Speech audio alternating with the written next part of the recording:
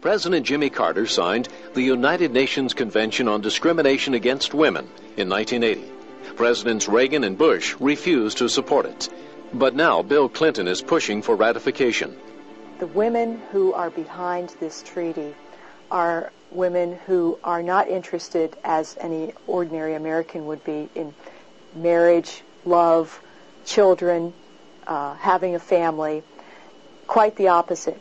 They tend to be women who want marriage to go away, who promote homosexual rights, who promote abortion on demand, all of these things that are totally contrary to the wishes of the vast majority of American women and men.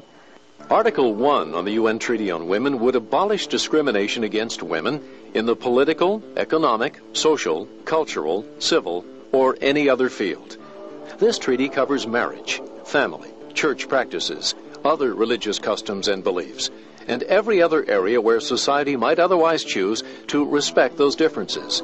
In case of any doubt, Article 2 states that the treaty would even extend to what it calls customs and practices. Article 3 would require us to pass new federal laws in social, economic, and cultural fields. Article 16 levels a broadside attack on states' rights and would obligate the federal government to take over all family law, including marriage, divorce, child custody, and property. And who would decide if you and your family are abiding by this UN treaty? A United Nations committee set up by Article 17. This treaty, like other feminist exercises, is full of deception, and it's a good illustration of how people who have a political agenda to gain power for themselves use words to persuade others to join them through deception. A good example is the word family. When you or I use the word family, we mean mom, dad, and the kids. We mean extended family, grandma, grandpa. When they mean family, they mean two guys who met each other in a bar on Saturday night and have decided to live together. They mean any collection of people who have a either permanent or temporary interest in one another. That is just not what the rest of us mean by family, yet feminists will constantly invoke the word family with their own meaning in mind, hoping that we'll be fooled.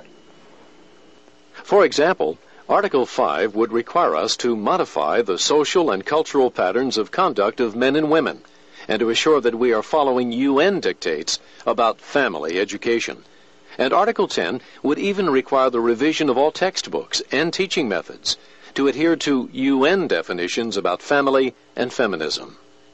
The people representing the family legitimately and so forth, they were not permitted even to participate. And all of these wild-eyed people who want the government to control families and everybody else, they were in charge. Jesse Helms is chairman of the U.S. Senate subcommittee that oversees treaties. He opposes these UN treaties.